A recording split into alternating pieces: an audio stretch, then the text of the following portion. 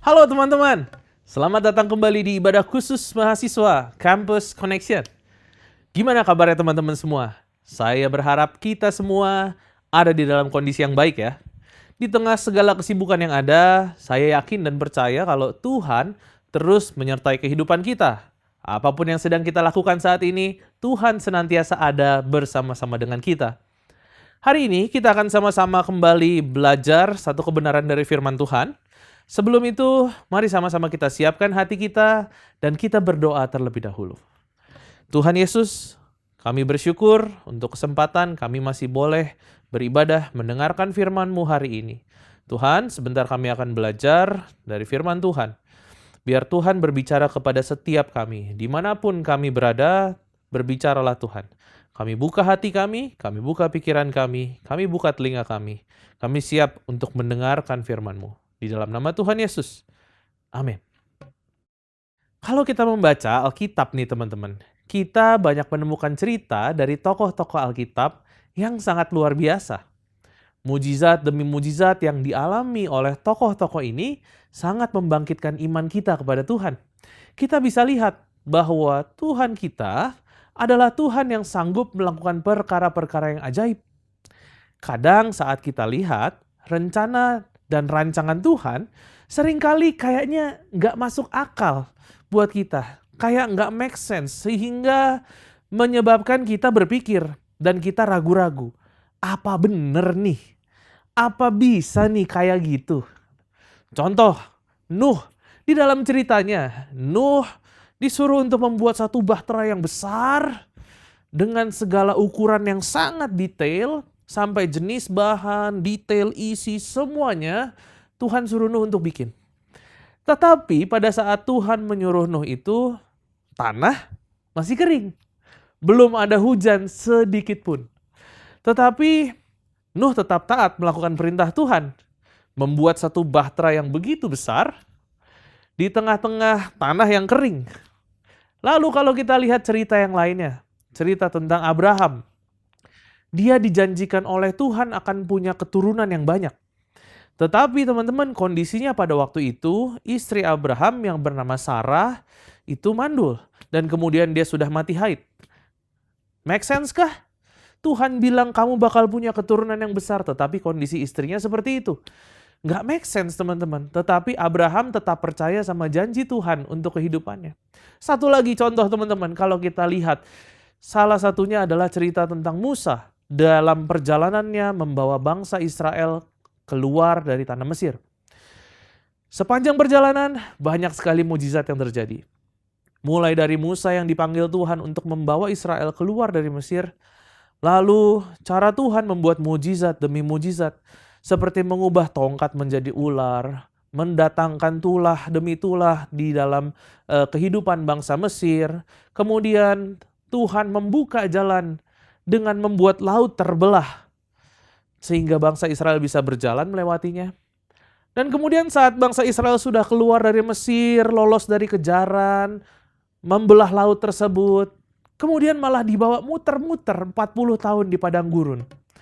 Tetapi teman-teman, di dalam 40 tahun bangsa Israel ini dibawa muter-muter, masih disediain makanan yang turun dari langit.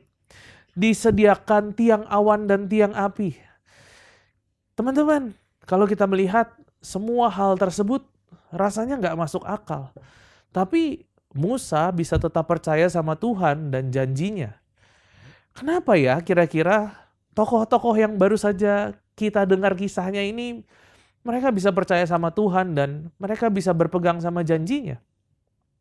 Mungkin teman-teman. Bisa jadi jawabannya karena bisa jadi waktu itu Tuhan ngomong kepada ketiga tokoh yang barusan ini secara audible dan jelas, alias bisa didengar dengan telinga sendiri, seperti teman-teman mendengarkan suara saya saat ini. Tetapi terlebih dari itu, mereka bisa percaya kepada Tuhan karena mereka tahu Tuhan yang mereka sembah tidak seperti Tuhan-Tuhan yang lain, tidak seperti ilah-ilah yang lain. Tuhan yang mereka sembah adalah Tuhan yang berkuasa dan dapat dipercaya janjinya. Sama seperti kalau kita punya mata yang minus, teman-teman. Seperti saya menggunakan kacamata. Siapa teman-teman di sini yang punya matanya rabun jauh? Ataupun juga mungkin ada silindris. Apalagi kalau angka minusnya gede, teman-teman. Kalau suatu waktu teman-teman waktu kita lagi main, kita lagi jalan-jalan, kemudian kacamata kita tiba-tiba patah atau rusak atau ketinggalan sehingga hilang dari hadapan kita atau tidak bisa kita gunakan dan kita susah buat ngelihat. Kalau saya buka kacamata saya, semua di depan saya blur. Semuanya nggak kelihatan dengan jelas. Tetapi ketika kita pakai lagi, baru jelas. Nah, apa yang terjadi kalau kacamata kita tidak bisa kita gunakan? Sehingga kita sulit melihat. Dan kemudian kita harus minta tolong. Tolong dong, bantu saya. Tolong dong, bantu saya untuk melihat. Tolong dong, tuntun saya. Kita perlu minta tolong orang lain untuk menuntun kita. Kita perlu minta tolong orang lain untuk menolong kita. Kenapa kita bisa percaya sama teman kita kalau dia nggak akan membuat kita jatuh atau celaka? Sesimpel karena ada hubungan yang dibangun antara kita dan kita mengenal teman kita sehingga kita bisa percaya sama dia. Kita percaya kalau kita minta tolong, dia bakal bantuin kita dan dia nggak akan mencelakakan kita. Sama halnya dengan tokoh-tokoh yang tadi kita pelajari, teman-teman. Mereka bisa mempercayai Tuhan dan mempercayai janji Tuhan karena ada hubungan yang dibangun antara tokoh tersebut dengan Tuhan. Hubungan yang dibangun antara pribadi mereka dengan Tuhan. Sekarang pertanyaannya, kira-kira kenapa ya Tuhan seringkali sepertinya melakukan satu hal yang nggak make sense dalam hidup kita? Ada aja kejadian yang kita alami dalam hidup ini, seperti kenapa ya gue harus ngalamin ini? Kenapa ya kok rasanya drama ini terjadi dalam hidup gue? Kenapa ya rasanya hal yang kurang penting ini terjadi dalam hidup saya? Gitu.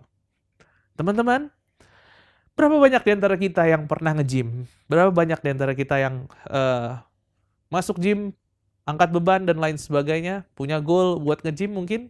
Boleh teman-teman tulis di kolom komentar kalau kalian pernah nge-gym. Nah, buat teman-teman yang pernah nge-gym atau pernah mencoba, apalagi mungkin ada yang pernah mencoba pakai PT atau personal trainer, atau mungkin juga nonton video tutorial YouTube. Setiap kali teman-teman datang nge-gym, pasti akan melakukan latihan yang berbeda. Hari ini, exercise kaki. Next, pertemuan, exercise tangan, latihan tangan. Pertemuan selanjutnya, kardio, jalan, naik sepeda. Pasti gerakan-gerakan yang dilatih berbeda, teman-teman. Bukan satu gerakan yang sama, yang itu terus, itu terus. Hampir nggak mungkin setiap kali kita ketemu atau setiap kali kita latihan, dilatih satu gerakan yang sama terus. Kenapa kira-kira, teman-teman? Pada faktanya, otot kita ini unik. Kalau kita melakukan satu gerakan, otot kita akan menyimpan memori gerakan tersebut. Otot kita akan mengingat gerakan tersebut yang biasa kita sebut dengan muscle memory. Kalau gerakan yang dilakukan sama terus, otot kita sudah terbiasa dan sudah ke-stretch dengan maksimal sehingga stuck dan tidak akan ada perubahan apapun. Nah, makanya kalau kita yang jarang olahraga, lalu tiba-tiba kita melakukan olahraga yang berlebih, setelah olahraga biasanya apa, teman-teman? Badan sakit, besoknya susah bangun, mau naikin tangan rasanya kayak Apalagi kalau kita nggak stretching dulu, langsung aja hantam. Oke, ada beban, angkat beban. Teman-teman, itu disebut dengan namanya muscle confusion, di mana otot-otot kita ini tertarik atau membentuk jaringan yang baru ketika kita memulai satu gerakan yang baru. Dengan kata lain, otot kita akan terlatih. Dan kalau mau terus untuk dibentuk, kita nggak bisa terus-menerus melakukan satu gerakan yang sama. Kalau kamu mau level up dalam hidupmu, kamu harus terus melatih dengan mencampur beberapa gerakan-gerakan yang baru di dalam gym. Contohnya, angkat beban hari ini 1 kilo. Kemudian setelah biasa 1 kilo, naik 2 kilo. Naik lagi 5 kilo, seterusnya sampai mencapai target yang diinginkan. Bahkan kalau kita mau jadi atlet angkat beban, kita mau bisa mengangkat ratusan kilogram, semua harus dimulai dari beban yang paling rendah. Mulailah dengan 1 kilogram. Lalu dilatih terus, sampai kemudian bisa level up secara beban, naik 2 kilo, 3 kilo, 5 kilo, 10 kilo, dan seterusnya. Sama dengan kehidupan kita. Tuhan kita terkadang suka membuat satu hal yang di luar ekspektasi kita. Di luar comfort zone atau di luar zona nyaman kita. Supaya apa teman-teman? Ada dua hal. Yang pertama, supaya iman kita bertumbuh. Kalau tadi kita nge-gym, kita latihan otot, hal-hal yang di luar ekspektasi kita itu melatih otot iman kita. Otot iman kita dilatih sama Tuhan. Tentu saja, waktu otot iman kita dilatih, iman kita akan jadi level up, bukan level down. Tuhan kita adalah Tuhan yang kreatif. Dia nggak pernah melakukan mujizat dengan cara yang sama. Nggak ada mantra khusus, rumus khusus untuk satu masalah tertentu. Tuhan selalu buka jalan keluar dengan cara yang full of surprise dan mind-blowing. Wah, bisa ya kayak gini. Ternyata Tuhan bikin jalan seperti itu ya. Bukan seperti komputer yang kalau ada masalah, troubleshoot-nya jelas. A, B, C, D. Selesai. Bayangkan teman-teman, kalau kita punya masalah, jalan keluar dari masalah tersebut selalu sama, pasti akan terasa sangat mudah dan membosankan. Sama seperti kalau kamu masuk labirin. Pertama kali masuk labirin pasti pusing, bingung.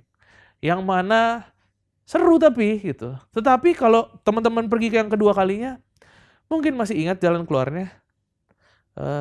Masih seru juga bisa. Teman-teman masuk lagi yang ketiga kali, 4 kali, 5 kali. Lama-lama kalian akan hafal. Dan kemudian kalian akan bosan masuk labirin tersebut. Hidup kita juga rasanya seperti itu teman-teman. Pasti akan kurang seru kalau gitu-gitu aja. Tetapi poin pentingnya bukan masalah seru atau nggak serunya. Tetapi Tuhan mengizinkan kita mengalami masalah. Dan kadang masalah itu di luar kendali kita. Bahkan kita diperhadapkan dengan satu kondisi yang nggak make sense. Salah satu tujuannya adalah supaya iman kita bertumbuh. Ada otot iman yang level up, bukan level down. Seperti yang firman Tuhan tuliskan di dalam Yakobus, pasal yang pertama, ayat yang kedua sampai yang ketiga. Saya akan bacakan untuk teman-teman. Saudara-saudaraku, anggaplah sebagai suatu kebahagiaan apabila kamu jatuh ke dalam berbagai-bagai pencobaan. Sebab kamu tahu bahwa ujian terhadap imanmu itu menghasilkan ketekunan. Ujian terhadap iman kita tentu saja akan membuat iman kita bertumbuh dan akan membentuk karakter kita untuk menjadi semakin serupa dengan Kristus. Tadi yang pertama kita bicara tentang iman kita yang bertumbuh. Dan yang kedua teman-teman, Tuhan mengizinkan masalah terjadi dan ada di luar kendali kita adalah supaya kita semakin bergantung kepada Tuhan. Ya, supaya kita semakin bergantung kepada Tuhan. Kita semakin sadar kalau kita adalah ciptaan Tuhan. Yang namanya kita manusia pasti ada lupanya. Lupa kalau kita hanya sekedar ciptaan dari Sang Pencipta. Kadang kita suka sombong kalau kita bisa melakukan semuanya sendiri. Coba berapa banyak di antara kita yang hanya ingat berdoa atau bahkan datang ke gereja kalau kita lagi benar-benar bergumul atau kita lagi punya satu masalah yang berat. Saya harap nggak ada dari kita yang seperti itu ya teman-teman. Namun kebanyakan orang, mereka ingat Tuhan kalau lagi ada butuhnya. Kalau lagi susah, baru berdoa. Kalau lagi ada perlu, baru berdoa. Baru tanya sama Tuhan, Tuhan kenapa ya bisa seperti ini? Tuhan, aduh ini skripsiku susah banget. Dosen pembimbingnya nggak bisa diketemuin. Tuhan, tolong cukupkan biaya kuliahku. Tuhan, aku galau banget, aku baru putus cinta. Teman-teman, bayangkan kalau semua masalah ada di dalam kendali kita.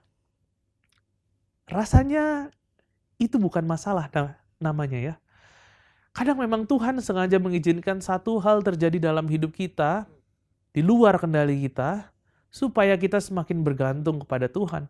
Dan dengan kita bergantung pada Tuhan, kita mengenal Dia lebih dalam. Dan teman-teman, satu hal juga yang harus kita ingat, pengenalan akan Tuhan itu seumur hidup. Sampai nanti kita berpulang lagi ke rumah Tuhan. Nah, pertanyaannya bagi kita, apa yang bisa kita lakukan sekarang untuk kita bisa belajar percaya sama rancangan Tuhan tersebut? Meskipun kita nggak tahu ke depannya seperti apa, kita belum tahu nantinya akan jadi seperti apa. Yuk kita sama-sama baca di 1 Samuel pasal yang ke-15 ayat 22 sampai 23. Ayat 22, tetapi jawab Samuel, apakah Tuhan itu berkenan kepada korban bakaran dan korban sembelihan? sama seperti kepada mendengarkan suara Tuhan. Sesungguhnya mendengarkan lebih baik daripada korban sembelihan, memperhatikan lebih baik daripada lemak domba-domba jantan. Ayat 23.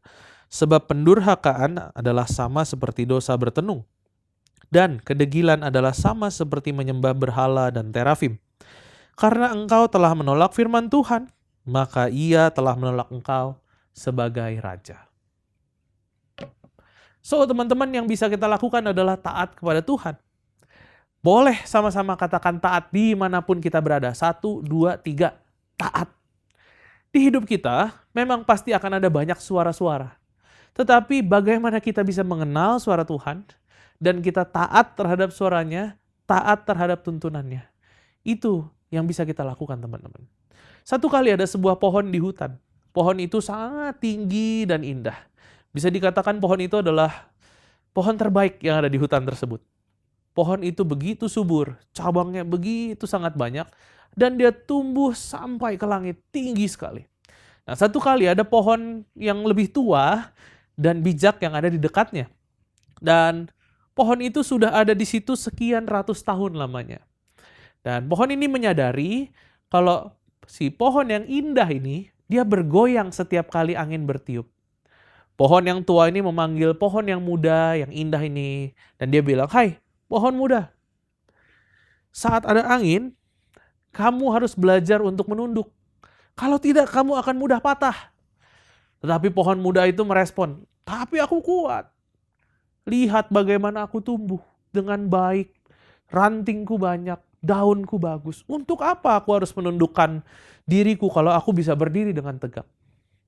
Pohon tua itu hanya tersenyum dan menjawab, yang dinamakan kekuatan yang benar itu bukan karena bisa tahan angin, tapi tahu kapan dan bagaimana untuk kamu menunduk. Ketaatan pada hukum alam membuat kita bisa tetap berakar kuat bahkan saat badai datang. Musim demi musim berlalu, musim hujan, musim panas, musim semi, musim gugur, musim salju, kembali lagi ke musim panas, semuanya terlewati. Pohon muda ini semakin bertumbuh tinggi dan kuat. Tetapi tetap saja ia keras kepala.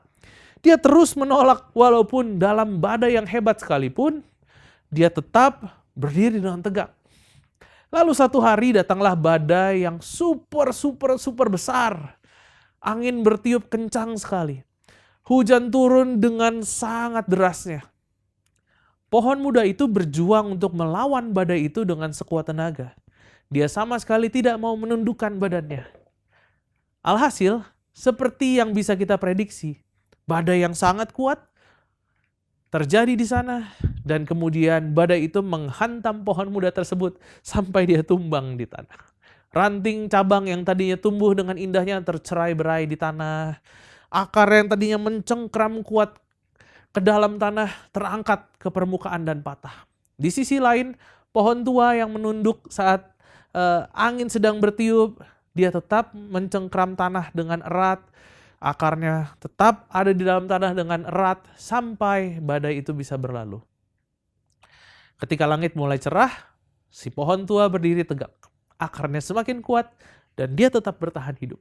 Nah, teman-teman, ilustrasi pohon ini sekedar cerita untuk mengingatkan kita untuk bisa taat.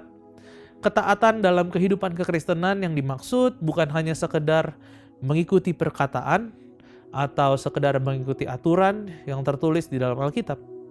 Ketaatan yang sesungguhnya berasal dari pengetahuan dan pengenalan kita akan Allah. Kita taat karena kita mengasihi Allah. Kita taat karena kita percaya kalau Allah adalah sumber hikmat. Karena kuasanya tidak terbatas, kasihnya tidak terbatas, hikmatnya tidak terbatas, dan Dia setia dalam kehidupan kita.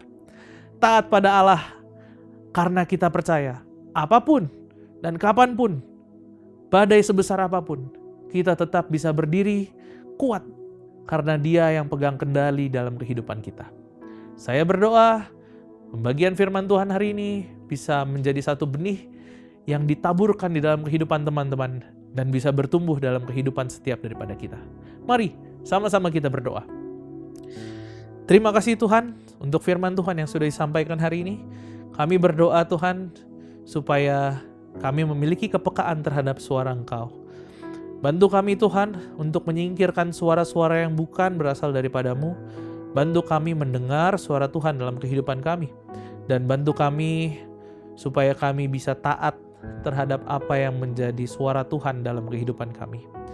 Tuhan, kami ingin melihat iman kami ditumbuhkan lewat ketaatan kami kepada Tuhan. Kami mau belajar percaya kepada Tuhan di tengah segala badai masalah yang mendatangi hidup kami. Kami mau belajar untuk percaya dan menyerahkan semuanya ke dalam tangan Tuhan. Karena kami percaya masa depan yang Tuhan berikan sungguh ada dan itu indah. Tuhan merancangkan semuanya begitu indah bagi kami. Terima kasih Tuhan. Ini doa kami. Dan hari ini juga hamba-Mu melepaskan berkat bagi teman-temanku dimanapun mereka berada.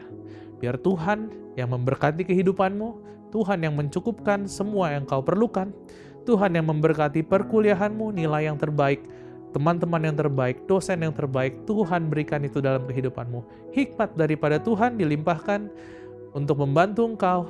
Ada kepintaran yang daripada Tuhan dilimpahkan di dalam kehidupanmu. Terimalah damai sejahtera sukacita daripada Allah sampai selama-lamanya. Hanya di dalam nama Tuhan Yesus Kristus. Amin. Apabila ada di antara teman-teman yang memerlukan dukungan doa ataupun konseling lebih lanjut, jangan ragu untuk scan QR Code yang tertera di bagian bawah layar ini. Ada rekan-rekan pendoa dan para konselor yang siap untuk membantu dan mendoakan teman-teman sekalian. Sampai jumpa di lain kesempatan. Tuhan Yesus memberkati.